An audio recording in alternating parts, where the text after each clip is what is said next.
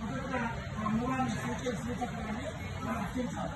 విద్యాంజమే సహస్రంగా విద్యామంత్రం అంటే అమ్మవారి యొక్క బాలమంత్రాన్ని మీకు ఏదైతే ఉపదేశం ఉంటుందో ఆ మంత్రాన్ని సహస్రంగా 1000 కానీ లేక 300 కానీ 108 కానీ ఆ విధంగా అమ్మవారికి మంత్రాన్ని జపించాలి.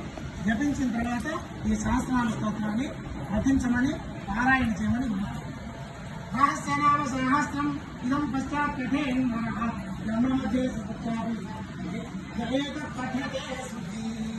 కాబట్టి రహస్యనామ ఇదం పశ్చాత్ పఠే జన్మ మధ్య సముద్రం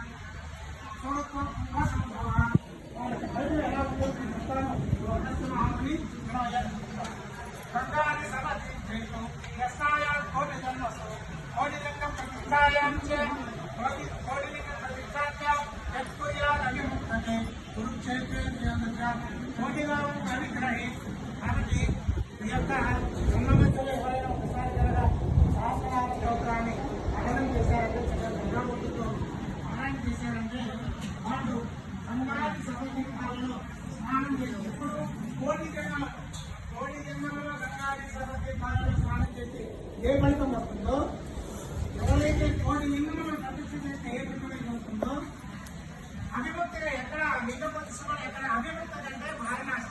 అవిముక్తం అంటే ఇక అక్కడ ముక్త అంటే మృత్యువు నరకం పట్టుకోవడానికి వీలేదు. అవిముక్తం అంటే 3 చోట్ల ఉంది. మన దేహంలో ఉంది, అలాగే వేదంలో ఉంది, అలాగే ప్రదేశంలో కూడా భౌతిక ప్రదేశం. ఈ భౌతిక ప్రదేశంలో పుణ్యభూమి భారతదేశంలో వారణాసి ప్రాంతం అది అవిముక్త క్షేత్రం.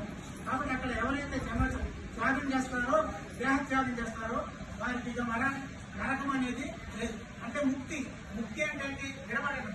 దేని నుండి జన్మ అనుజన్మ అంటే జన్మ నుండి పుట్టడం చెట్టడం వాటి నుంచి ఆ పరిభ్రమణ చట్టం నుంచి వారు విడిపడతారు.